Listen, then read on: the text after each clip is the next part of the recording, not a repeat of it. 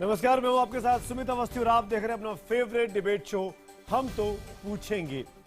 जैसे जैसे दिन बीतते जा रहे हैं बात बिल्कुल साफ होती जा रही है कि पाकिस्तान के प्रधानमंत्री नवाज शरीफ ने अपनी हुकूमत पर अपने ही देश में जैसे कि कंट्रोल खो दिया है। नवाज शरीफ चाहे जो कर ले, नवाज शरीफ चाहे जो दिखाने की कोशिश करें, खासकर भारत के मद्देनजर वो तमाम कोशिशें उनके चाहने वाले कह लीजिए या उनके विरोधी कह लीजिए उसको पूरा होते नहीं देखना चाहते। और शायद ये बहुत बड़ी वजह है कि अब ये बात साफ होती जा रही है। बीते कुछ दिनों का जो घटनाक्रम हुआ वो साफ इशारा करता है कि नवाज शरीफ साहब का कंट्रोल अपनी हुकूमत पर, अपनी सरकार पर, अपने सरकार के नुमाइंदों पर और अपनी सेना पर बिल्कुल खत्म हो चुका है। नवाज शरीफ साहब चाहे भारत के साथ दोस्ती की कितनी बातें करने की कोशिश क्यों ना करें, बड़ी बड़ी चीजें क्यों दिखाने की कोशिश क्यों ना करें, लेकिन ये साफ हो गया है, चाहे वो बासित अली साहब का बयान हो या फिर आज आया मलिहा लोधी जो कि संयुक्त राष्ट्र में पाकिस्तान की प्रतिनिधि है, उन्होंने साफ कह दिया कि अगर भारत पाकिस्तान के बीच बातचीत नहीं हो पा रही है तो वो भारत की वजह से। जबकि सब जानते हैं कि भारत ने कई कदम आगे जाकर पठानकोट हमलों में पाकिस्तान की जांच एजेंसी को हिंदुस्तान में आकर जांच करने का न्योता दिया, मौका दिया और बाकायदा 3 दिन तक उनकी मेजबानी की, जिसमें आईएसआई का एक अधिकारी भी था। इस सब के बावजूद भी पाकिस्तान का एक धड़ा ये कहता है कि भारत संबंधों को खराब कर रहा है। साफ है कि नवाज शरीफ की अपने ही देश में अपने ही लोगों के सामने नहीं चल पा रही है। जैसे कि पाकिस्तान के बारे में ये कहा जा सकता है कि पाकिस्तान एक बार फिर पलटा है। न जाने कितनी बार और ये पाकिस्तान पलटने वाला है अपनी ही बातों से, अपने ही ख्यालों से। सवाल है कि आखिर पाकिस्तान की इस पलटी मार विदेश नीति का राज क्या है। पहले देखिए नवाज का पलटिस्तान और फिर करेंगे इसी मुद्दे पर बड़ी बहस। हम तो पूछेंगे में अगले 1 घंटे बड़ी बहस, नवाज का पलटिस्तान। भारत में पाकिस्तान के उच्चायुक्त अब्दुल बासित ने यह कहकर रिश्ते में खटास घोली कि दोनों मुल्कों के बीच बंद है बात। पठानकोट हमलों की जांच के लिए हमने नहीं किया एनआईए को बुलाने का वादा। As far as I know, there is no meeting scheduled between the two foreign secretaries yet. I think at present it is suspended. So let's see if we are able to commence the dialogue process. लेकिन भारत में तीखी प्रतिक्रिया होते ही पाकिस्तान ने मारी पलटी। पाकिस्तान विदेश मंत्रालय के प्रवक्ता ने इस्लामाबाद में दिया बयान। मैंने पहले भी कहा है कि दोनों देश एक दूसरे के संपर्क में हैं। ये बात दोनों तरफ से कही जा चुकी है कि हम प्रक्रियाएं तय कर रहे हैं। मेरा फिर कहना है कि बातचीत किसी भी मुद्दे को सुलझाने का सबसे अच्छा तरीका है। तो अब संयुक्त राष्ट्र संघ में पाकिस्तान की दूत मलिहा लोधी ने खोला है मोर्चा। न्यूयॉर्क के कार्यक्रम में मलिहा ने फिर वही राग छेड़ा जिस पर बासित पहले ही गा चुके थे। पहले सुनिए मलिहा ने क्या कहा। भारत बातचीत के लिए अभी भी आगे बढ़ने को तैयार नहीं है। ये रवैया दोनों देशों के रिश्तों को सुधारने और सामान्य बनाने की राह में बड़ा रोड़ा साबित हो रहा है। भारत ने फिजूल के मुद्दों और बेवजह की शर्तें थोपकर बातचीत रोक रखी है। जब मलिहा लोधी न्यूयॉर्क में ये बयान दे रही थी, उसी दिन इस्लामाबाद में नफीस जकारिया क्या कह रहे थे, जरा ये भी सुन लीजिए। हमें आगे देखना है, न कि किसी भी विकल्प को समय पूर्व बंद करने के बारे में सोचना है। दोनों पक्ष एक दूसरे के संपर्क में है। बातचीत ही बेहतरीन विकल्प है। कूटनीति होती ही है दो देशों के बीच संपर्क और संवाद के लिए। इन अलग अलग बयानों से आखिर क्या मतलब लगाए जाएं? पाकिस्तान की कोई सुचिंतित विदेश नीति है भी या नहीं? जो वहाँ का मिलिट्री रूलर्स हैं वो नहीं चाहते कि भारत से बातचीत हो, और नवाज शरीफ साहब जो हैं वो चाहते हैं कि बातचीत का दौर चालू रहे। जाहिर है भारत के लिए आतंकवाद फिजूल का मुद्दा नहीं है। आतंकवाद और बातचीत एक साथ नहीं चल सकती। बावजूद इसके हम पड़ोसी से मेलजोल की औपचारिकताएं नहीं छोड़ते। लेकिन पाकिस्तान की इन हरकतों के खिलाफ गुस्सा तो है। इस तरह की जो बयानबाजी है उससे कहीं ना कहीं ऐसा महसूस होता है कि पाकिस्तान कार्रवाई करने में कहीं ना कहीं लापरवाही दिखा रहा है, या फिर अपनी कहीं ना कहीं उसको लग रहा है कि वो असहज दिख रहा है। सांझे बयान ऊफा में जिस पर हस्ताक्षर किए गए थे, अभी उसकी शाही सूखी भी नहीं थी उसको उठा के कूड़ेदान में डाल दिया था।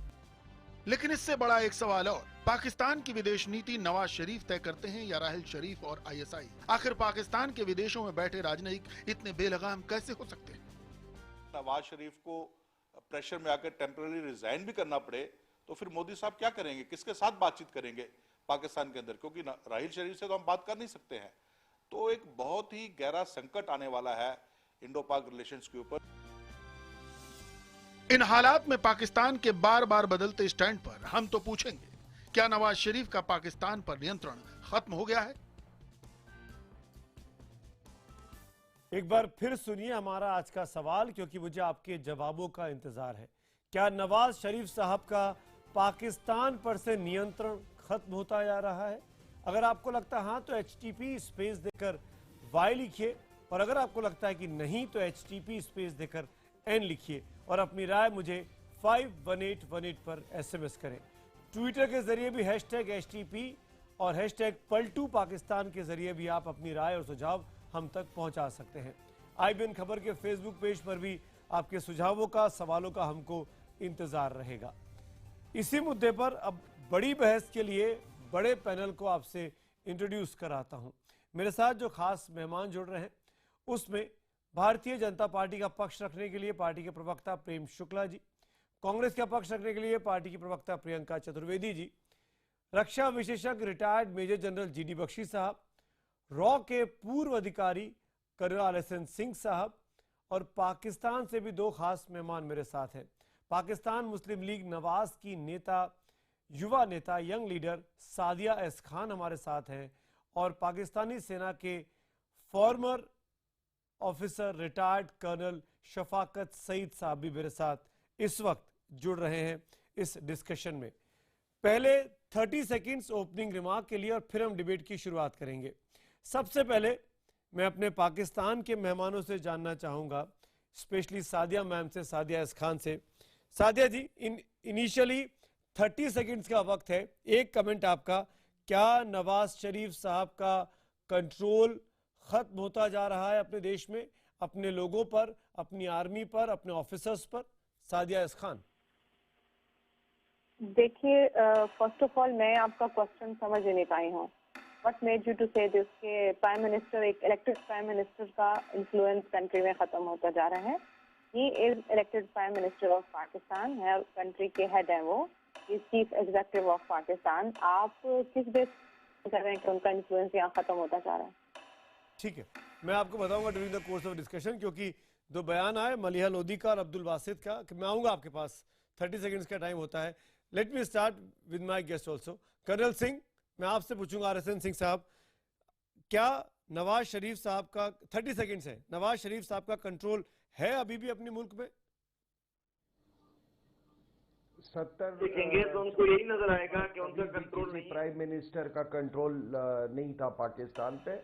और अभी इस हालात ये हो गई है कि Pakistan military is killing Pakistan, mark my words. Pakistan की सेना पाकिस्तान का खून कर रही है और they are bleeding to death.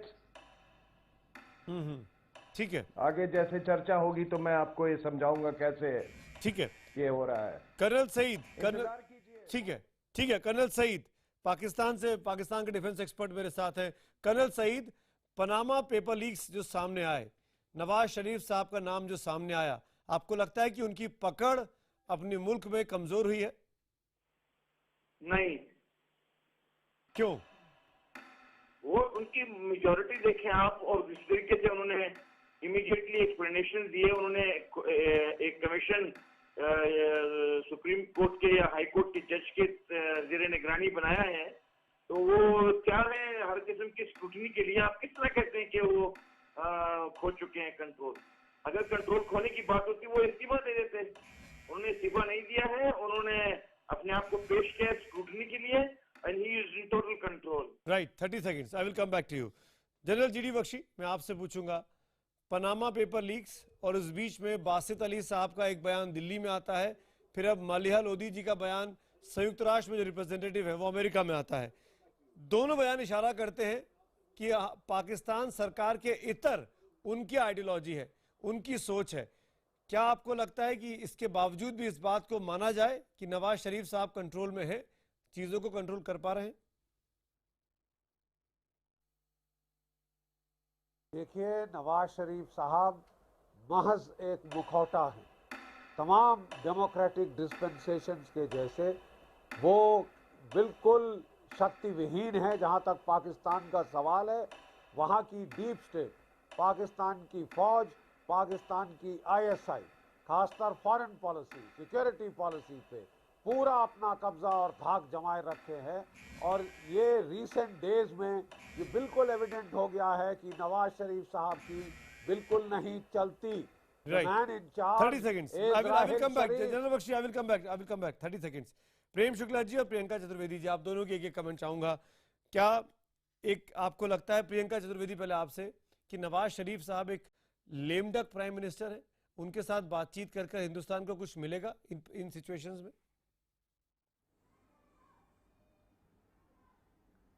देखिए, इतिहास पाकिस्तान का यही बताता है कि जब जब कोई इलेक्टेड प्राइम मिनिस्टर ने कंट्रोल करने की कोशिश की तो आर्मी ने या तो उनको हटा दिया या आर्मी ने उनको चलने नहीं दिया। कूज इतने हुए हैं, कभी एक स्थायी सरकार नहीं बन पाई है। और ये नवाज शरीफ बहुत अच्छे तरीके से जान गए हैं और उन्होंने एक विन विन सिचुएशन कर लिया है।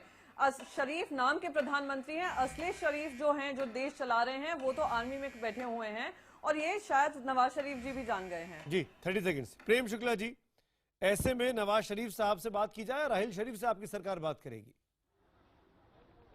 साफ तौर पर दिखाई देता है कि नवाज शरीफ जिस तरह से उनके कहने के बावजूद अब्दुल बाशिद का स्टेटमेंट और जिस तरह से मलिहा लोधी का स्टेटमेंट आया है, वो तो स्पष्ट कर रहा है कि जब तक नवाज शरीफ के सेनाध्यक्ष के रूप में अशफाक परवेज कैनी काम कर रहे थे तब तक तो कुछ नियंत्रण में थे, लेकिन जब से परवेज मुशर्रफ के शिष्य राहिल शरीफ वहां की सेना की कमान संभाले हैं तब से नवाज शरीफ अपना नियंत्रण खोते हुए दिखाई दे रहे हैं।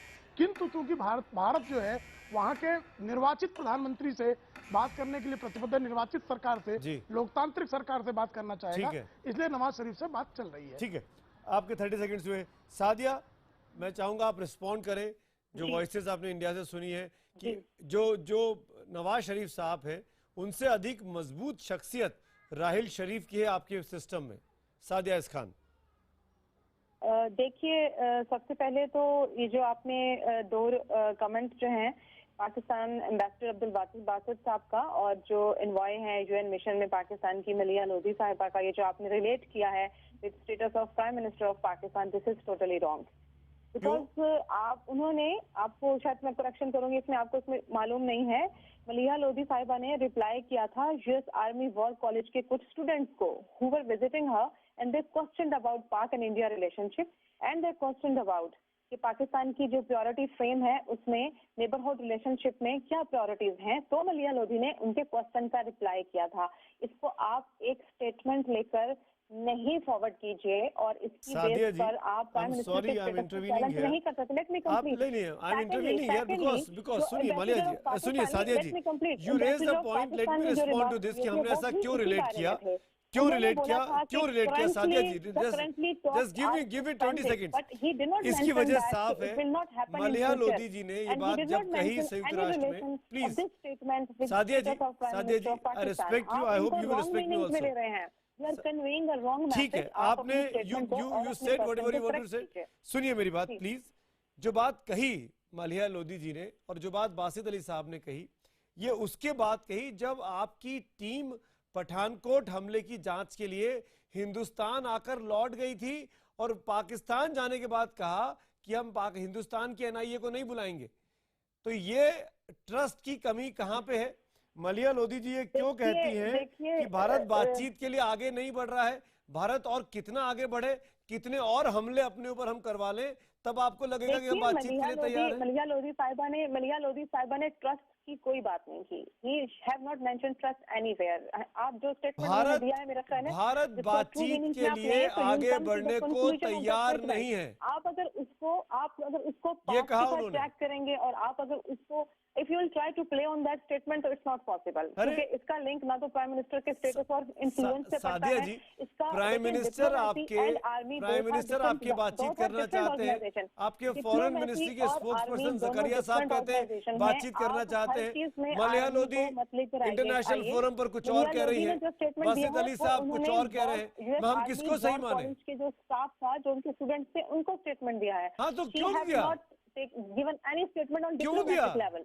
क्यों दिया? कोई आपको नहीं, देखिए क्यों किया आपने? अभी आपके लिए शी इज नॉट बाउंड कि वो आपसे पूछ के रिप्लाई करेंगे, आपसे पूछ के रिप्लाई नहीं करेंगे। नहीं तो आपकी एक फॉरेन पॉलिसी में कंसिस्टेंसी क्यों नहीं है? फॉरेन पॉलिसी में कंसिस्टेंसी क्यों नहीं है? Prem Shukla want to respond to you. Sadia Khan BJP spokesperson want to respond to you. Prem Shukla. नहीं, सादिया कृपा करके ये बताएं कि यूनाइटेड नेशंस में मलिहा लोधी जो अपॉइंट की गई हैं, वो किसी भी प्रकार का स्टेटमेंट, नवाज शरीफ का जो स्टेटमेंट, प्रधानमंत्री महोदय का जो स्टेटमेंट है, उसका खंडन करने का उनको अधिकार दिया है क्या आपने? देखिए, आप किसी भी जुरिस्डिक्शन को या उनके टीओआर को चैलेंज नहीं कर सकते हैं। You are not suppose to challenge. मैं उनके नहीं, वो नवाज शरीफ को चैलेंज कर रही है। मैं नवाज शरीफ को चैलेंज कर रही है। हम चैलेंज नहीं कर रहे हैं सादिया जी। कि आपके प्रधानमंत्री को चैलेंज कर रही है वो। कहाँ पे असाइनमेंट देते हैं? आपके प्रधानमंत्री को चैलेंज करते हैं। आपसे जो बात की जा रही है, मेरा ख्याल आप उसका रिप्लाई करें। और आप अगर आप तो सीधा जवाब ही नहीं दे रही है सादिया जी। आप भी भयभीत हैं क्या नहीं कर सकते? आईएसआई के भय के कारण मलिहा लोधी आईएसआई की एजेंट है क्या? रिप्लाई नहीं, मलिहा लोधी आईएसआई की अपॉइंटी है क्या, जो आप भयभीत हैं? समझ ही नहीं आया है, आप भयभीत हैं। मलिहा लोधी क्यों भयभीत?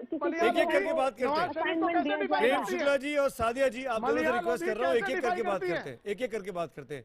प्रेम शुक्ला ने अपनी बात की, प्रियंका चतुर्वेदी आप कुछ बोलना चाह रही है। पहले प्रियंका, मैं आता हूँ जनरल बख्शी आपके पास। प्रियंका। हाँ, मैं जिस तरीके के स्टेटमेंट्स आ रहे हैं इंडिया में, जो पाकिस्तान के हाई कमिश्नर है अब्दुल बासित, और अब यूनाइटेड नेशंस में ये बात उठी है, उससे एक चीज कुछ दिन पहले ही एक आर्टिकल हमने पढ़ा था, जो पाकिस्तान एक्सपर्ट हैं वो कह रहे हैं पेशावर के अटैक के बाद से नवाज शरीफ ने अपना पल्ला झाड़ते हुए आर्मी को पूरा कंट्रोल दे दिया है। डेमोक्रेसी की आड़ है, डेमोक्रेसी से उनको यूएस से फंड्स मिलते रहते हैं। चाइना चाहती है कि कोई ऐसा पुख्ता सिक्योरिटी उनके लिए बनी रहे, क्योंकि उनकी बहुत इन्वेस्टमेंट्स पाकिस्तान में हैं। तो एक मुखौटा बनकर रह गए नवाज शरीफ। डेमोक्रेसी की आड़ में यूएस से फंड्स ले रहे हैं, चाइना से, क्योंकि आर्मी कंट्रोल में है, आर्मी से उनको फंड्स मिल रहे हैं, आर्मी को फंड मिल रहे हैं। और आर्मी का तो पूरा रेलेवेंस ही पाकिस्तान में एंटी इंडिया सेंटिमेंट बढ़ाने का है, वो काम कर रहे हैं। अब इंडिया की जिम्मेदारी ये बनती है कि कोई भी ऐसे एंगेजमेंट या इनिशिएटिव्स ना लें ऐसी गवर्नमेंट से जो बिल्कुल कमजोर हो गई है और जो एक सिर्फ मुखौटा बनकर रह गई है, जो ना ही अपने यूनाइटेड नेशंस के वॉइस को कुछ बोल सकती है, ना ही इंडियन जो पाकिस्तान के हाई कमिश्नर है इंडिया में, उनको कंट्रोल कर सकती है। कर्नल सईद, मैं आपसे जानना चाहूंगा, आप रिस्पॉन्ड करिए जो बात हमारी अपोजिशन पार्टी की स्पोक्सपर्सन प्रियंका चतुर्वेदी ने कही है कि आर्मी के डमी है। जो है आप प्रियंका साहब और बाकी दीगर हिंदुस्तानी जो हैं, जीडी बख्शी साहब और तमाम लोग, ये इस ख्वाहिश में रहते हैं कि किसी तरीके से पाकिस्तान के साथ बातचीत ना हो। जिस बात को मलिहा लोधी ने आज इस पर रोशनी डाली है कि हिंदुस्तान को बातचीत करने के लिए आगे बढ़ना चाहिए। अभी प्रियंका साहब, अच्छा सुनिए ना कर्नल सईद, हम बातचीत बढ़ने के लिए क्या करें? हम राहिल शरीफ को स्टेट गेस्ट बना के बुलाएं, राहिल शरीफ साहब को स्टेट गेस्ट बना के बुलाएं कि वो आए और एक और पठानकोट को जांच करके जाएं। हिंदुस्तान को आगे आना चाहिए। और यही बात जी इस्लामाबाद में हमारे फॉरेन ऑफिस के जनरल बख्शी नुमाइंदे ने कही है, स्पोक्समैन ने कही है कि पाकिस्तान और हिंदुस्तान का डायलॉग रहना चाहिए। कर्नल सईद, जनरल बख्शी आपकी बात का जवाब दे रहे हैं, सुनिए जनरल बख्शी। देखिए साहब, कर्नल शफकत साहब, मैं साफ कहना चाहता हूं, हम कितनी बार बातचीत का प्रयास करें। जब हमारे प्रधानमंत्री जी वो अपना शपथ ले रहे थे, ओथ ग्रहण वहां कर रहे थे, तब हमने बुलाया आपको, यहाँ पे बातचीत का सिलसिला दोबारा शुरू किया। उसके बाद उफा में बातचीत हुई। उसके बाद कितनी बार जब हमने प्रयास किया बातचीत का, जब कोशिश की बातचीत की आपके साथ, आपका जवाब आया है एक आतंकी हमला, दूसरा आतंकी हमला और हमारे लोगों की मौत। यहाँ पे गोलियां, यहाँ पे बम, यहाँ पे AK-47 का फायर, इससे आपने जवाब दिया है। आपकी आईएसआई तो बिल्कुल चाहती ही नहीं, आपकी फौज बिल्कुल नहीं चाहती कि दोनों देशों में नॉर्मेलिटी आए, यहाँ पे ठीक तरह से बातचीत हो, शांति अमन कायम हो। जब भी बातचीत का सिलसिला शुरू किया जाता है, हम लोग तो यहाँ पे अपने आप को ब्रेस करते हैं कि अगला बम फटा।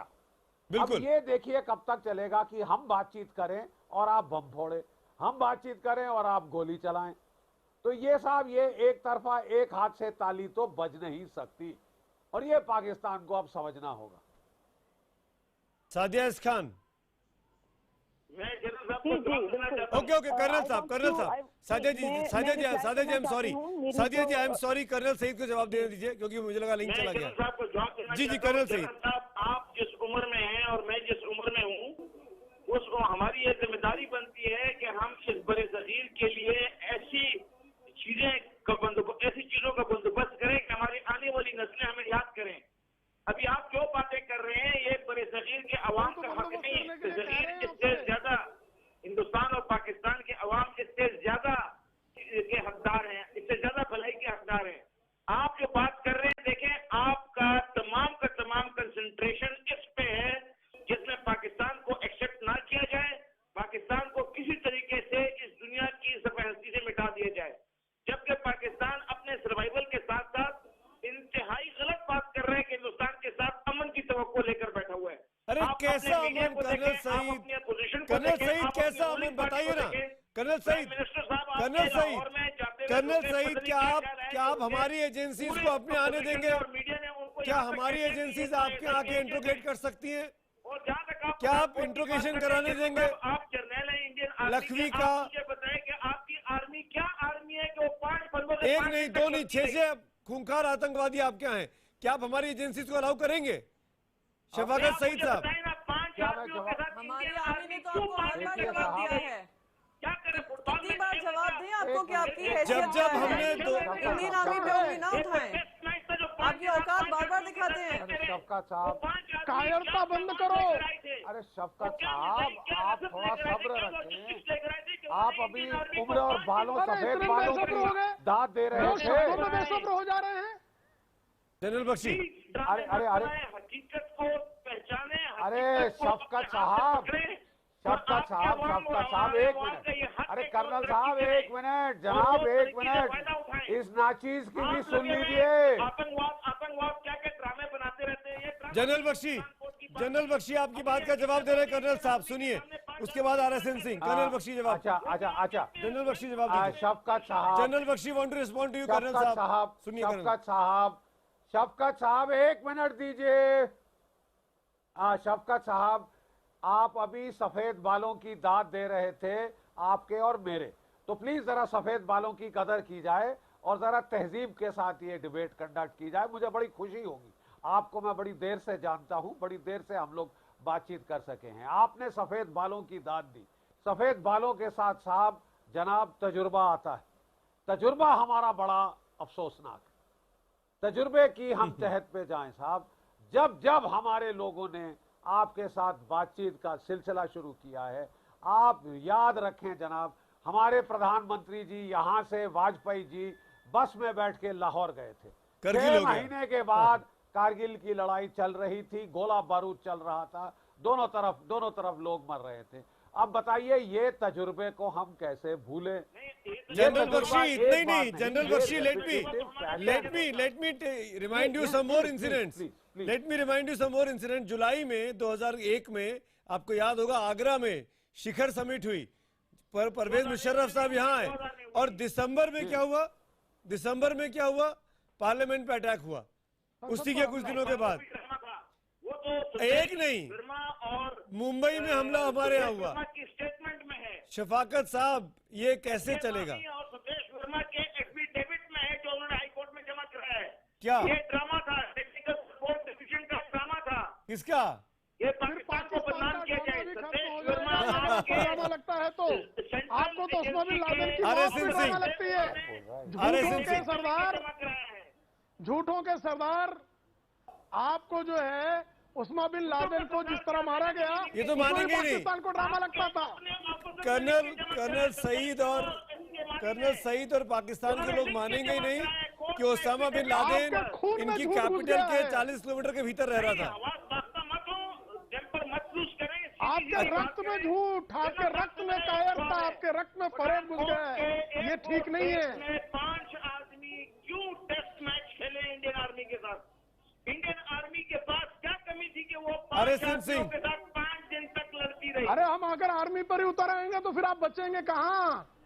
फिर आपको दौड़ कर जाना पड़ेगा व्हाइट हाउस, जैसे नवाज शरीफ गए थे, जिस तरह बिल क्लिंटन के चरणों में गिरकर मांगा था ना। क्या बात कर रहे हैं? एक सप्ताह भी नहीं बचोगे, इस बात का ध्यान रखो।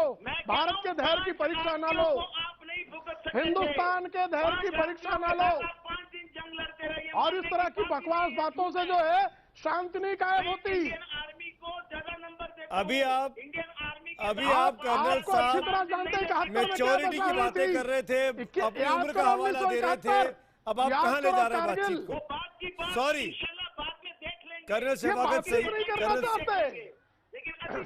इनके रक्त में झूठ है, फरेब है। Colonel Saeed, Prem Shukla ji 1 minute. अपने आवाम को ये जवाब दें कि किस तरीके प्रेम शुक्ला जी 1 मिनट। RSN सिंह साहब,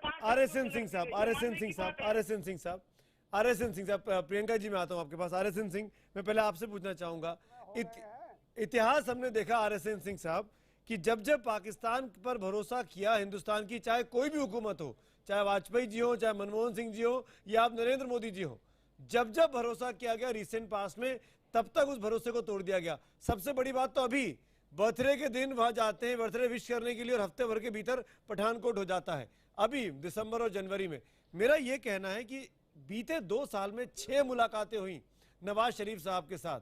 आज की स्थिति में RSN सिंह साहब, जो पाकिस्तान का सिनेरियो है, क्या इस सरकार से बातचीत करने का कोई भी फायदा है? जो प्रियंका चतुर्वेदी कह रही थी कि ऐसी कोई भी कमजोर सरकार के साथ बातचीत को आगे नहीं बढ़ाना चाहिए। देखिए, आपने मुझे स्ट्रेटेजिक एनालिस्ट के हैसियत से बुलाया है, तो मेरा ये काम है और फर्ज है देश के प्रति, जो सुनने वाले हैं आपको, कि जो चीजें हैं उसको मैं थोड़ी सिंप्लीफाई करके बता दूं कि कभी भी फौज, वहां के सिविलियन हुकूमत के पास कभी भी ये powers Afghanistan, India, US, China, nuclear weapons कभी भी नहीं रहा है। एक ब्रीफ पीरियड था जो भुट्टो ने कोशिश की थी कोई 2-3 साल के लिए, उसके बाद जब बलूचिस्तान का वहां पर इंसर्जेंसी शुरू हो गया तो इनके फौज ने इनको ब्लैकमेल किया और सारी पावर्स ली और फिर उनको हैंग कर दिया गया। तो आप पूरे इतिहास आप देख लीजिए तो कभी बेनजीर भुट्टो ने उन्होंने ये बिल्कुल ये एक वक्तव्य दिया है जिसमें कहा कि मुझे अमेरिकन से अपने ही न्यूक्लियर प्रोग्राम के बारे में ज्यादा मालूम हुआ, मुझे खुद नहीं मालूम था एज प्राइम मिनिस्टर। राइट। अब दूसरी बात, थोड़ा अभी के संदर्भ में आ जाएं तो देखिए, ये जो लीक्स जो आए हैं, पहला लीक आप देख लीजिए आया कि मलिहा लोधी कयानी साहब से डायरेक्ट डील करती थी। ये देखिए साहब, ये सारे इंस्पायर्ड लीक्स होते हैं वेस्ट के द्वारा, ये हकीकत है लेकिन इंस्पायर्ड लीक्स है, और हवा किस तरफ बह रही है उसको वो जाहिर करती हैं। चाहे उसके बाद अभी ये केरी और लूगर का जो आया है वो भी एक बहुत महत्वपूर्ण लीक है कि हमने $7 बिलियन वहां पर लगाए और फिर हम ही लोग उनका निशाना बने। हमारा जो चैपमैन कैंप था CIA का, उस पर हमला करा। ये तमाम चीजें पब्लिक डोमेन में है। देखिए साहब, बात क्या है वहां पे? बात हमको ये समझ लेनी चाहिए कि पाकिस्तान मिलिट्री जो है उसका 2 एजेंडा है कि एक कश्मीर उनमें शामिल, उसको वो कैप्चर कर ले, और दूसरा अफगानिस्तान में उनकी सरकार रहे। ठीक है, और इन दोनों चीजों के बीच में पूरे देश को ये पीड़ित कर रहे हैं ये लोग। तो जब तक ये एक्सटर्नल एजेंडा था तब तक तो ठीक था, लेकिन अभी क्या हुआ है, अभी मैं आज की आपको बात बता रहा हूं। ये कर्नल साहब बैठे हुए पाकिस्तान के मैं बहुत माइन्यूटली मॉनिटर करता हूं पाकिस्तान को। हालात ये हुई है कि कराची में जब एयरपोर्ट पे अटैक हुआ तो इन्होंने ज़रबे अज़्ब किया। उस समय नवाज शरीफ ने इनको कहा कि देखो इसका ब्लोबैक पंजाब में होगा। उसके बाद जब इन्होंने वहां पेशावर में हुआ अटैक तो उसके बाद इन्होंने नेशनल एक्शन प्लान और मिलिट्री कोर्ट्स बनाए। जी। आज की मैं बात बता रहा हूं और मैं तमाम इनके पब्लिकेशंस पढ़ता रहता हूं, उसमें इन्होंने अब वहां सदर्न पंजाब में एक आर्मी का ये बहुत बड़ा ऑपरेशन कर रहे हैं और डिबेट ये चल रहा है कि who is empowered to requisition the army. अब सिंध वाले बोलते हैं कि आप अगर वहां की सरकार को आपने इतना ये तवज्जो दे रहे हैं वहां की स्टेट की सरकार को, तो फिर हमसे क्यों नहीं पूछा। तो साहब आप देखो आज ये हालात ये है कि एक इंस्टीट्यूशन थी पाकिस्तान मिलिट्री जो कि सभी स्टेट्स में पाकिस्तान के जितने यूनिट्स है फेडरल यूनिट्स सब में डिप्लॉयड है और उसको ना सिंधियों को उस फौज से प्यार है, ना बलूचीज को उस फौज से प्यार है, न पश्तून का खैबर पश्तूनख्वा के लोगों से पंजाब है। पंजाबियों को थोड़ा बहुत प्यार है। जिस दिन वो प्यार टूट जाएगा मैं बता रहा हूं पाकिस्तान और टूट जाएगी। और एक और चीज देखिए, ये नवाज शरीफ और चौधरी निसार, ये जो इनके जो इंटीरियर मिनिस्टर और ये इमरान खान गए हैं एक साथ एक के बाद एक लंदन में, बात बहुत गंभीर है। कर्नल साहब नहीं जानते हैं, बात बहुत गंभीर है। साहब सुनिए, और हम हर उस आदमी से बात करेंगे, पाकिस्तान मुस्लिम लीग की हम हर उस आदमी से बात करेंगे। जी सादिया जी I'm sorry, I'm unable to reply. आप you as an anchor, आप you can't handle the show. आपको शो रिट्रैक हो रहा है, डिस्कशन कहाँ से कहाँ जा रही है। सादिया जी आपको जवाब देना है तो दीजिए, आप मुझे सिखाइए मत कि मुझे क्या करना है। मैं जान सकता हूँ कि आपको दिक्कत हो रही होगी, कड़वे और कठिन सवाल आपसे पूछे जा रहे हैं, तो आई अंडरस्टैंड कि आपको परेशानी हो रही होगी। Sadia ji I can understand कि आपके ऊपर क्या बीत रही है, बिकॉज आपके पास जवाब नहीं देने के लिए, आपके पास आंसर्स नहीं है, इसलिए आप एक फैक्ट गलत बता दें। आप जवाब दीजिए ना सादिया जी, रिस्पॉन्ड करिए। सादिया सुनिए, आप उनको खामोश कराएंगे तो मैं रिप्लाई करूंगी। Go back to my fellow participant Priyanka ने जो बात की पाक चाइना रिलेशनशिप की, she must know one thing. Maliha Lodhi ने अपने स्टेटमेंट में बोला है अपनी जो कंट्री का प्रायोरिटी फ्रेमवर्क है उसके बारे में, उसमें उन्होंने नेबरहुड टाइज जो है उन पे इन्फ्लुएंस किया है कि हम will have good ties with China, India and Afghanistan. तो इसका पाक चाइना जो प्रोजेक्ट्स चल रहे हैं पाकिस्तान में, इसका कोई ताल्लुक नहीं है इस स्टेटमेंट से जो कि इंडिया पाकिस्तान रिलेशनशिप के दरमियान है। तो she have to correct it. Secondly, that's what you said, no? आपने जो बात की, I think you better start some. नहीं, let me complete it. You better start some show. Let's criticize Pakistan Army because आप हर चीज को अगर relate करते हैं पाकिस्तान आर्मी के साथ, तो this is not the way. मेरे अभी जो थोड़ी देर पहले I asked you a simple question: Who is more powerful in Pakistan? Answer me, Sadia ji.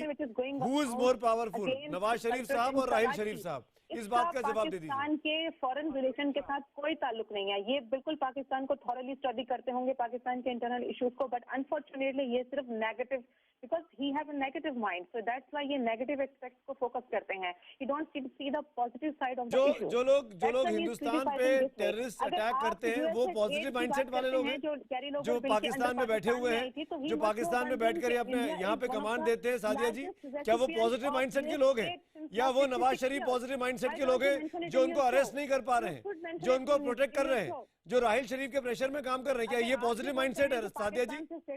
Is it a positive mindset? Non state actors ये स्टेटमेंट देते हैं, तो आपके यहाँ तो 1000 स्टेटमेंट्स डेली लोग देते हैं। सादिया जी, आपके पाकिस्तान में एक नहीं दो नहीं, दुनिया के टॉप 10 मोस्ट वांटेड लोगों में से पाकिस्तान में रह रहे हैं। आपको पता है कि नहीं पता है? आप तो वहाँ की MP है, मेंबर पार्लियामेंट है। उनको भी फेच करके वहाँ से निकाला गया। सादिया जी, के क्रिकेटर्स को कई बार वहाँ से सादिया जी, आप अपने मुल्क के बारे में बताइए ना। आपने सुना ओसामा बिन लादेन कहाँ पर मारा गया? हाफिज सईद कहाँ पे है? लखवी कहाँ पे घूम रहा है? Priyanka Chaturvedi want to respond to you. जी, सादिया जी ने कुछ बातें की, प्रियंका जवाब देना चाहती है। प्रियंका, बहुत इंटरेस्टिंग है कि मिस खान हमसे कहती है हमारी सोच नेगेटिव है। मैं इनसे पूछती हूँ इनने क्या पॉजिटिव काम किए हैं। अपनी अर्थव्यवस्था को देखिए खान साहिबा कि क्या आपकी अर्थव्यवस्था है पाकिस्तान की। आप देखिए आपने अपने पूरे लैंड को क्या बनाया हुआ है, टेररिस्ट का अड्डा बनाया हुआ है। आपकी जो नफरत है इंडिया को लेकर इतनी बढ़ गई है कि आज आपके खुद के जो टेररिस्ट पाले हैं आपने, जैसे कहा जाता है सांप जब अपने घर में पालोगे दूसरों को नहीं डसेगा, अपने आप को डसेगा। तो आपका पेशावर अटैक एक है, अभी कराची में अटैक हुआ वो दूसरा है। तो कब तक आप लोग नेगेटिविटी में इंडल्ज करेंगे, अपनी अर्थव्यवस्था को खराब करेंगे, आपकी जो जनता है पाकिस्तान की जनता को बार बार लेट डाउन करेंगे, एक डेमोक्रेसी के नाम पे आप आर्मी को पूरा कंट्रोल देंगे। तो जो आप नेगेटिविटी की बात करती हैं ना, आप हमारे देश को अपने देश से कंपेयर करेंगी तो हम काफी आगे बढ़ चुके हैं। हमें तो आपका पड़ोसी पना जो है, हमारा पड़ोस का जो दुख हमें बार बार मिलता है, उसमें उसकी वजह से हमारा इतना समय इतना गुजारा होता है। हम तो चाहते हैं कि अगर हमसे हो सके तो कुछ ऐसा पीसफुल सोल्यूशन ढूंढे जिससे बार बार आपका मुंह देखने की जरूरत ना पड़े। प्रियंका, मैं आपकी बात में एक चीज ऐड करना चाहता हूँ विद योर परमिशन। कल ही एक खबर पाकिस्तान से चली, पाकिस्तान से पैदा हुई, दुनिया भर में प्रचलित हुई, वायरल हो गई। सादिया जी और जनरल साहब में आता हूं, एक बहुत छोटी सी खबर थी जो दिखाता है कि क्या पाकिस्तान में मूड चल रहा है नवाज शरीफ साहब के लिए। एक ई ऑक्शन साइट है, वहां पे नवाज शरीफ प्रधानमंत्री साहब की बोली लगा दी एक पाकिस्तानी ने। ये मैंडेट है पाकिस्तान के प्रधानमंत्री का वहां पे। पाकिस्तान की हुकूमत में पाकिस्तान के लोगों का कितना विश्वास है, कितना भरोसा है, ये खबर आपने सुनी होगी, पढ़ी होगी कल कि ईबे पे कल क्या हुआ। सादिया जी, ऐसा कहां होता है और ऐसा क्यों होता है? देखिए मेरी कितनी वाहियात चीज थी ये। एग्जांपल आपने कोट किया है, ये क्यों हुआ? I feel sorry for this example which you quote. अगर somebody have done some naughty thing on social media, मेरा नहीं ख्याल कि आप अपने शो की क्वालिटी खराब करें उसको शो में कोट करके। क्यों? ऐसा सोशल मीडिया ये क्यों हो रहा है? यूज करते हैं जो कि न्यूज से और जो करंट इश्यूज होते हैं उनसे कनेक्ट रहते हैं वाया सोशल मीडिया, ठीक है। और अगर किसी ने इस किस्म की कोई शरारत की है, इससे बहुत ज्यादा सादिया जी, मैं वही आपको कह रहा हूँ, मैं वही आपको चेता रहा हूँ, हम सब आपको यही कह रहे हैं कि नवाज शरीफ साहब को प्रधानमंत्री की तरह बिहेव करना चाहिए। नवाज शरीफ साहब का नाम पनामा पेपर लीक्स में आने के बाद वो कमजोर हुए हैं अपने मुल्क में, और ये इतनी बड़ी हरकत हो गई उनके खिलाफ। जबकि दिल्ली में आम आदमी पार्टी है आपकी दिल्ली में। Whatever is happening between both parties, because they are super political rivalries हैं हमारे यहाँ, तो खुल के होता है, बता के होता है, पॉलिटिक्स में होता है। लेकिन ये भी हमारे यहाँ है कि प्रियंका चतुर्वेदी और प्रेम शुक्ला दोनों अपोजिशन पार्टी के लोग हैं, अपोजिट पार्टी के लोग हैं, और आपसे सवाल कर रहे हैं। सादिया जी, अगर आप इसको लेकर जनरल बख्शी बोलना चाह रहे हैं। डिस्कशन का, मैं डिस्कशन की बात नहीं कर रहा हूँ, मैं डिस्कशन की बात नहीं कर रहा हूँ। Sadia ji, I am sorry, मैं केवल बता रहा था कि कितने पॉपुलर है आपके प्राइम मिनिस्टर। क्या हुआ पनामा पेपर लीक्स के बाद? सादिया जी, मैडम शांति से सुने। सादिया जी, जनरल बख्शी, मोहतरमा सादिया जी, आपकी इजाजत हो तो ये नाचीज एक चीज बोल सकता है। ये बड़ी दुख की बात है साहब कि बेचारे हमारे पाकिस्तान के इंटरलोक्यूटर समझते हैं ये कोई क्रिकेट मैच की कमेंट्री है जो ये एक सिरे से शुरू करेंगे। प्लीज, ये एक डिस्कशन है, ये एक डिस्कशन है, हमारी भी सुन लीजिए ना। देखिए मैडम, मैं कहना चाहता हूं, नेगेटिविटी की आप बात कर रही थी, इसके लिए कौन जिम्मेवार है? आपके अपने कारस्तानिया। आपने पाकिस्तान ने अमेरिका से 31 अरब डॉलर लिए हैं एज एड, और फिर भी हक्कानी ग्रुप को, अभी लीक हुए हैं, हक्कानी ग्रुप को आपने $2.5 लाख की जो है ये सुपारी दी थी कि वो अमेरिका अफगानिस्तान के अंदर CIA के बेस पे हमला करे।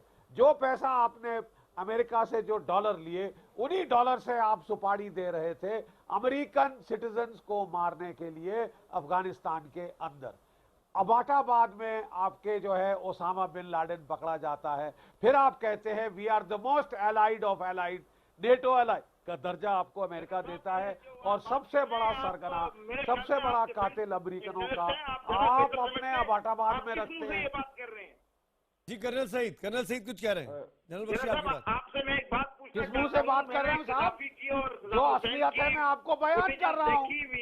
जिसमें वो कत्ल हुए हैं, सद्दाम हुसैन की फुटेज आपने देखी होगी जब फंडा उसके गले में डाला गया और लटकाया गया। अरे साहब, आपने अमेरिकन कर्नल साहब, अरे कर्नल साहब प्लीज, मैं अपने मीडिया की बात नहीं कर रहा, मैं अमेरिकन मीडिया की बात कर रहा हूँ। मौजूद है। अरे यार, कहीं तो अपने गरेबान में झांक लिया करो। आप बड़े एक्सपर्ट हैं, आप मुझे बताइए ना। फुटे तो आप कह रहे हैं कि ओसामा बिन लादेन को वहां नहीं मारा गया? ये तो एक नया मजाक है साहब। I mean, do you really think the people will believe you? Gaddafi को मरते हुए दिखाया गया है, सदाम हुसैन को मरते हुए दिखाया गया है, उसामा बिन लादेन को क्यों नहीं दिखाया गया गिरते हुए? आपने पूछा, पाकिस्तान तो अमेरिका के पीछे पीछे घूमता है। आप पूछ लीजिए ओबामा साहब से, कैसे वो 8 साल, आप ये राज बताएं कि कैसे वो 8 साल पाकिस्तान मिलिट्री एकेडमी काकुल के 800 मीटर दूर था। जब गद्दाफी और सदाम हुसैन को मरते हुए दिखाया जा सकता है, तो किस चीज ने रोका है कि उसामा बिन लादेन को? अरे तो आप अमेरिका से पूछिए ना कर्नल साहब, अमेरिका तो आपका बहुत अच्छा मित्र है, उसके बहुत अच्छा दोस्त है। वीडियो टेप्स हैं। अमेरिका की तो आप काफी हेल्प करते रहते हैं, हेल्प लेते रहते हैं। भाई पाकिस्तान के खिलाफ क्यों है अमेरिका? आप तो एक सिपाही हो। अमेरिका ने ये क्यों कहा कि वो अहमदाबाद में था? अमेरिका ने ये क्यों नहीं कहा कि उसको हमने अफगानिस्तान में काबुल में मारा है? बोलिए ना, अमेरिका को क्या मजा आया पाकिस्तान में दिखाने के लिए ओसामा बिन लादेन को? जवाब दीजिए इस बात का। आपसे एक छोटी सी चीज पूछी है, जनरल साहब से पूछिए, जनरल साहब को बताने दें कि जी उनकी गन साइट की फिल्मों में क्यों नहीं दिखाया गया? हाँ, आपको कुत्ते हुए बंदों को मारते हुए दिखाया गया है। तो कर्नल साहब आप बहुत ही वीक विकेट पर बैटिंग करने आए हैं। General Bakshi, over to you. Shafqat मेरे भाई, शफकत एक मिनट सुमित,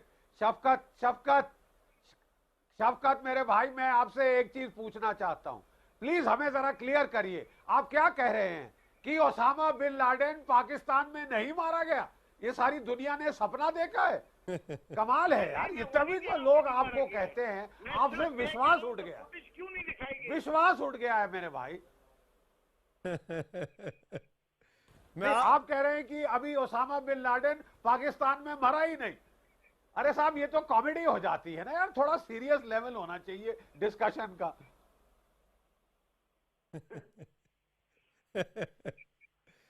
जनरल साहब, आपकी तमाम बातों की मैं कदर करता हूं। प्रॉब्लम सिर्फ ये है कि आप एक्सेप्टेंस आप लोगों में नहीं है, टॉलरेंस नहीं है, और आप जब भी पाकिस्तान को अप्रोच करते हैं तो आप इसी माइंडसेट से करते हैं, इनटॉलरेंस। अच्छा, जबकि टॉलरेंस है क्या? उसामा पे झूठ बोले जा रहे हैं। शुक्ला, आपकी झूठ को सही इसको टॉलरेंस कहेंगे क्या? आपने अपने आप को पूछा क्यों?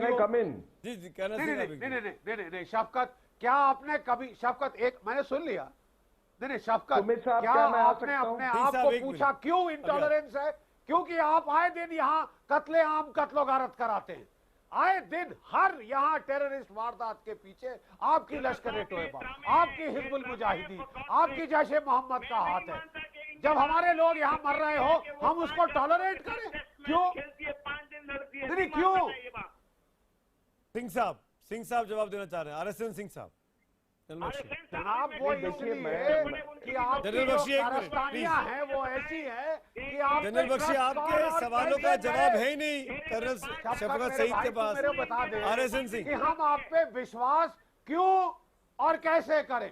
RSN सिंह, ये गलत बात है। देखिए, जितने भी गवाह उसे गवाही ली है, आपका वो SP और उसका कुक दो मुख्तलिफ बातें कर रहे हैं। एक कुछ कह रहा है, दूसरा कुछ कह रहा है। कार कहाँ पे पाई गई, लाश कहाँ पे मिली, और ये कड़ियां ही नहीं मिलती है उनकी बातों की, उनसे सबक ही उनको नहीं याद। अरे आप तो ओसामा की लाश पर भी शक प्रकट कर रहे हैं महाराज। तमाम झूठ है शौकत भाई, आप तो ओसामा की लाश पे भी शक कर रहे हैं। RSN सिंह, अच्छा, एक जरा मुझे बताइएगा। प्रेम शुक्ला जी एक मिनट, मैं सॉरी, RSN सिंह साहब बोलना चाह रहे हैं काफी देर से। RSN सिंह, नहीं देखिए, मैं ये कहना चाहता हूं, मैं इनके साथ बहस में नहीं पड़ना चाहता हूं, लेकिन मैं आपको एक बात बता दूं कि देखिए, हिंदुस्तान को जो फेस करना पड़ रहा है, ये जो प्रॉक्सी वॉर जो है जिहादी तंजीमों के से ये चला रहे हैं, आपने देखा कि चीन ने वो जैश मोहम्मद को किस तरीके से वहां पे UN में वीटो के द्वारा उसको बचा लिया, प्रोटेक्ट किया। और मैं बता दूं, चीन ने सबसे कम इस्तेमाल किया अपने वीटो पावर का, कोई 11 बार किया है, और उसमें हर बार उसने पाकिस्तान, ज्यादातर पाकिस्तान के तंजीमें हैं उनको बचाने के लिए किया है। जमायतुल दावा के लिए ऐसा ही किया था, जैश मोहम्मद के लिए उनका जो अल अहरा ट्रस्ट है उसके लिए भी इन्होंने किया है। तो देखिए ये एक पाकिस्तान से ही ये प्रॉक्सी वॉर नहीं है इंडिया की तरफ, ये चीन का भी प्रॉक्सी वॉर है। और आपने जो चाइना का प्रॉक्सी वॉर है, जो माओइस्ट का प्रॉक्सी वॉर और जो ये जिहादी प्रॉक्सी वॉर है, उसका आपने कन्वर्जेंस कुछ दिन पहले आपने दिल्ली में देखा था। तो ये जो प्रॉक्सी वॉर है, आप ये समझ लीजिए कि वहां की फौज जो है पाकिस्तान की, वो पहले वो केवल ये न्यूक्लियर वेपन्स के शैडो में ही ये प्रॉक्सी वॉर नहीं करती है। उनको यकीन है कि इस प्रॉक्सी वॉर में चीन भी हमारे साथ है।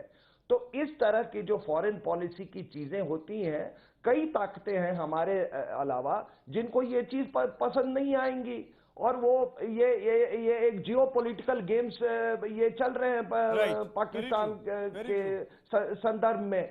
हाँ, तो ये इस जियोपॉलिटिकल गेम में हम हर वो उस आदमी से बात करेंगे पाकिस्तान में जो कि पाकिस्तान को इम्प्लोड करेगा। राइट। तो इसमें कोई ये नहीं है, हमारे नेशनल इंटरेस्ट में है। अगर नवाज शरीफ से बात करके अगर हम वहां फिगर्स डाल सकते हैं और इम्प्लोजन हो जाए, वो हम करेंगे।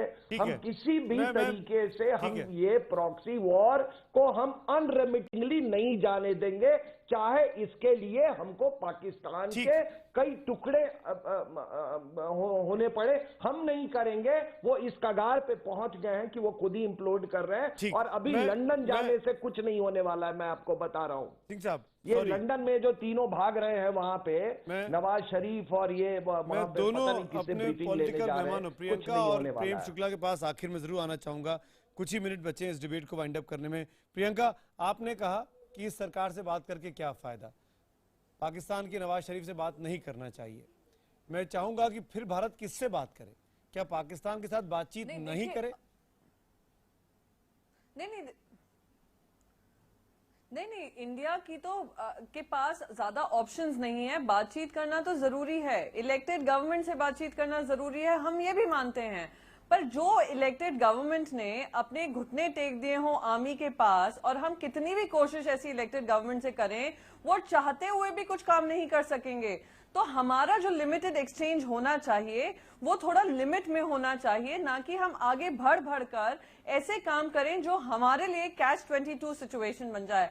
बातचीत को मैं नहीं खारिज कर रही हूं, या मैं ये नहीं कह रही हूं डायलॉग खत्म होना चाहिए। मैं कह रही हूं ऐसी इलेक्टेड गवर्नमेंट से बातचीत होनी चाहिए जो कुछ कार्रवाई कर पाए। जो भी आज तक काम हुए हैं नवाज शरीफ से जब हमने एंगेज किया है, हमें कोई भी ऐसा कोई काम नहीं उनसे होता हुए देखा है जहां हमने अकाउंटेबिलिटी सेट कर पाए हों, या हम एक कदम आगे बढ़ा पाए हों अपने संबंध में। तो इसलिए सवाल उठ खड़े होते हैं, जो सरकार ही एक कवच बनकर रह गई हो आर्मी के लिए, वो किसी के लिए काम नहीं कर पाएगी, किसी और देश के साथ काम नहीं कर पाएगी। शुक्ला जी जवाब दीजिए। कैश 22 सिचुएशन में है भारत की सरकार। पाकिस्तान में बिल्कुल कैश 22 सिचुएशन नहीं। देखिए, अमेरिका ने भी पाकिस्तान से सतत बात की, लेकिन ओसामा बिन लादेन पर कार्रवाई को भी सुनिश्चित किया। भारत को भी उसी तरह उनसे बातचीत भी करनी है, लेकिन उनके जो तत्व इस तरह के हैं, जैसे मोहम्मद जैसे तत्वों को किसी भी तरह उनकी घेराबंदी कर उनको पूरी तरह से निष्क्रिय करना होगा, और पाकिस्तान पर दबाव तो बनाना ही पड़ेगा उनको निष्क्रिय करने के लिए। तो बातचीत भी जरूरी है, दबाव बनाना भी जरूरी है, और आतंकवाद को नष्ट करना भी जरूरी है।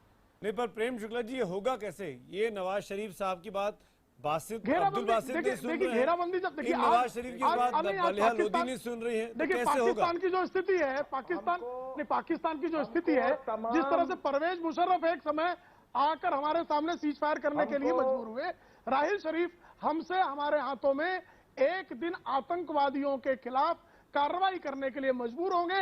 लगातार हमको उन पर सकारात्मक दबाव बनाना होगा। जी सिंह साहब, हमको तमाम वो काम करने चाहिए जो कि पाकिस्तान मिलिट्री को मुश्किल में जो डाले, जिसके लिए मुश्किल पैदा कर सके। रिमेंबर, पाकिस्तान केवल एक पिलर पे खड़ा है और वो है मिलिट्री। उसमें भी क्रैक्स आ गया है, अभी थोड़ा एक धक्का देने की जरूरत है, मैं आपको बता दूं। और मेरे कोई खुशी से नहीं बोल रहा हूं, लेकिन ये प्रॉक्सी वॉर जब नहीं समाप्त होगा तो हम क्या करेंगे? Then you don't deserve to exist as a state. हम एक नॉन फंक्शनल मुल्क, एक फेल्ड स्टेट से हम क्यों रिसीविंग एंड पे रहे? तो वो एक पिलर है, उसको धक्का दे दो अच्छे से। तो आप ये कह रहे हैं सिंह साहब कि पाकिस्तानी आर्मी के साथ बातचीत का रास्ता खोलना चाहिए या बिल्कुल बंद कर देना चाहिए? Last comment. नहीं, हम कौन होते हैं? We are no. हम ये आर्मी चीफ आते हैं 3 साल में चले जाते हैं। आप ये जान लो, ये इंस्टीट्यूशनल मेमोरीज पे कंट्री नहीं चलती है। That is the difference between a democracy and a military dictatorship. General Bakshi, 3 साल की इंस्टीट्यूशनल मेमोरी पे नहीं चलती है। जनरल बख्शी, तो ये अगर कोई कहता कि हमें फौज से बात करनी चाहिए, अरे राहिल शरीफ तो 5 महीने में जाने वाला है, किससे बात करोगे? General Bakshi, last comment. Hello general Bakshi, देखिए, मैं कहना चाहता हूं कि the villain of the peace is the Pakistani army ISI complex. Raise cost for this. Pakistan को इसकी फौज और ISI से निजात दिलाने का वक्त आ गया है। वहां के लोगों पे हमको हमदर्दी है, जिनको ये फौज सहनी पड़ गई है इतने 60-68 साल, और ये फौज सारी जड़, फसाद की जड़ है इस पूरे इलाके के अंदर। जब तक ये नहीं सुधरेगी, कोई उम्मीद नहीं है आपको कि यहाँ शांति बहाल होगी। और ये फौज, माफ कीजिए, फौजी भाषा ही जो फौज पाकिस्तान के प्रधानमंत्री को नहीं सुन रही है, उस पाकिस्तान के प्रधानमंत्री को समझ में आना चाहिए कि फौज के बगैर इस देश को कैसे चलाना है। ये पाकिस्तान की जो डेमोक्रेसी के लिए, पाकिस्तान के चुने हुए सरकार के लिए बहुत जरूरी है इस बात को समझ जाना कि जब तक वो आर्मी के साए में बैठेंगे तब तक उनका देश न सिर्फ आगे बढ़ पाएगा, न ही वो किसी भी कीमत पर अपने आसपास के पड़ोसी मुल्कों से सही संबंध बना पाएगा। हमारा आज का सवाल भी यही था नवाज शरीफ साहब की भूमिका के ऊपर। हमने आज आपसे पूछा था कि क्या नवाज शरीफ का पाकिस्तान पर से नियंत्रण खत्म हो रहा है? हजारों की संख्या में हमें आपके SMS मिले हैं। 95% लोग हाँ में जवाब देते हैं, 5% नहीं में जवाब देते हैं। यही सवाल हमने ट्विटर पर भी पूछा। वो पोल के नतीजे आपके सामने स्क्रीन पर है। क्या नवाज शरीफ का पाकिस्तान पर नियंत्रण खत्म हो गया है? 96% हाँ कहते हैं, 4% नहीं में जवाब देते हैं। साफ है, बड़ा दर्शक वर्ग ये मानता है कि नवाज शरीफ अब एक नाम मात्र के प्रधानमंत्री रह गए हैं और उनसे बातचीत कर कर भारत को कोई खास कामयाबी या सफलता शायद ही मिले। आज इसी नोट पर हम तो पूछेंगे में मेरे साथ इतना ही।